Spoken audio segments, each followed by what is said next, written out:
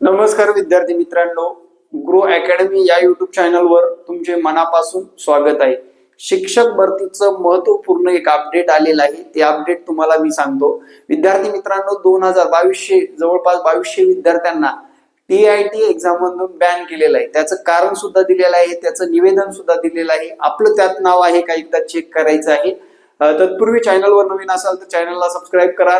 प्रत्येक अभियोग्यता धारकांना जे काही माहिती हवी असेल त्या विद्यार्थ्यांनी आपले चॅनल सबस्क्राईब करून त्यांना सुद्धा सेंड करायचं आहे।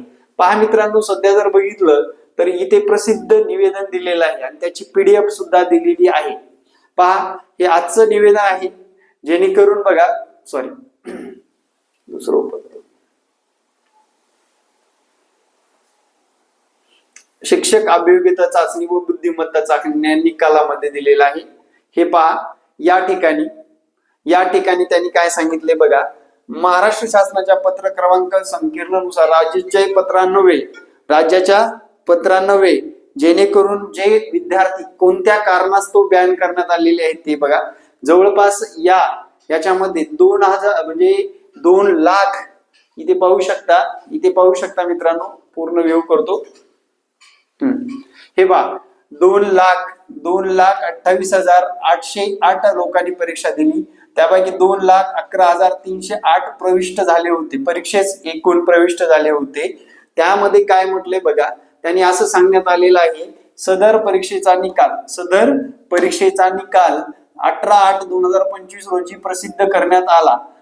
तदनंतर बीएड परीक्षेचे व डीएड परीक्षेचे अपियर म्हणून ज्या विद्यार्थ्यांनी उमेदवारांनी आवेदन अर्ज भरले होते त्या विद्यार्थ्यांना उमेदवारांना शासन शुद्धी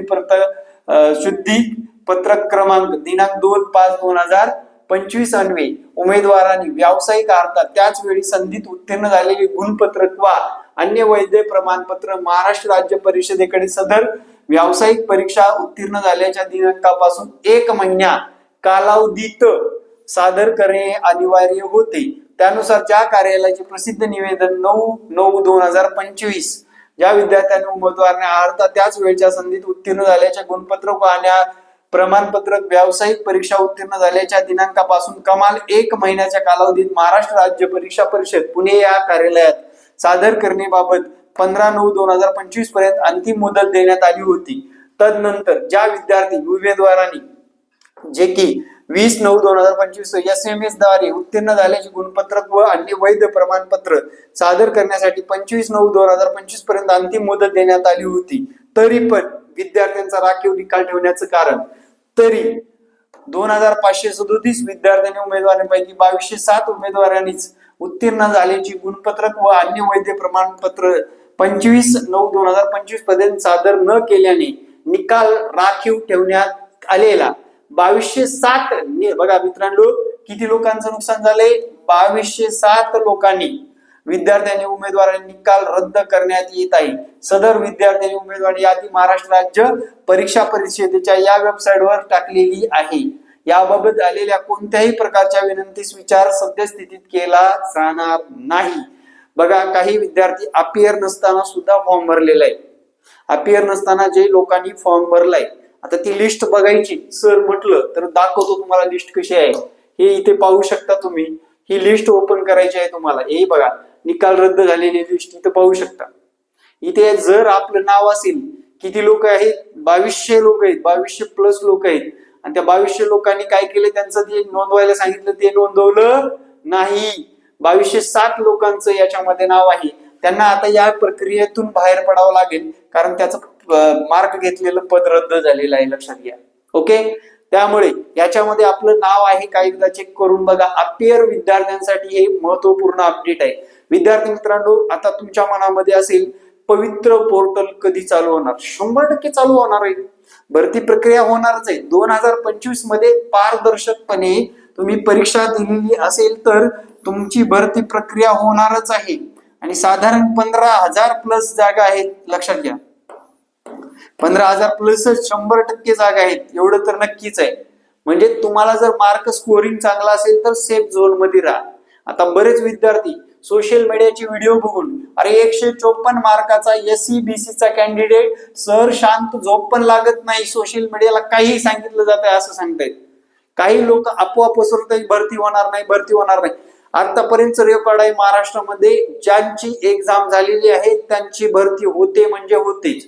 त्याच्यामध्ये आपली काही खोट नसायला पाहिजे आणि आपल्याला पारदर्शकपणे मार्क घेता आले पाहिजे.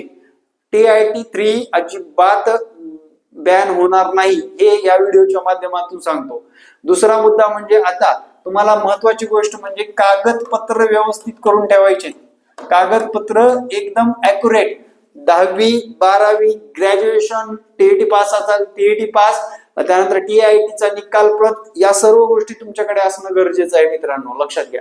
आणि आगामी काळामध्ये अशा पद्धतीने तुम्हाला या परीक्षेला सामोरे जाणं गरजेचं आहे. आता याच्या पलीकडे बऱ्याच विद्यार्थ्यांच्या काही समस्या असतात, यासाठी माझा संपर्क क्रमांक देतो 9665484048.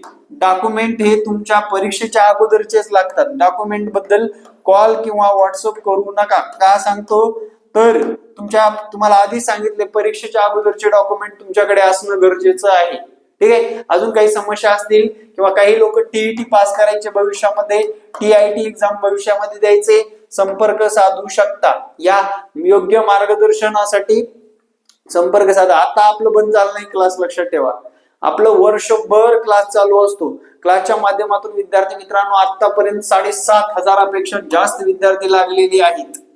ठीक आहे. दुसरा मुद्दा म्हणजे कागदपत्र व्यवस्थित आहेत का जुळवाजुळव करून ठेवा, काही जेणेकरून तुमची धावपळ होणार नाही नंतर. ठीक आहे. थांबू इथे आपण. जय हिंद मित्रांनो. भेटू. हे अपडेट कसं वाटलं कमेंट मध्ये सांगायला विसरू नका. येणारे प्रत्येक अपडेट पाहण्यासाठी आपल्या या लाडक्या गुरु अकॅडमी युट्यूब चॅनलला सबस्क्राईब करा.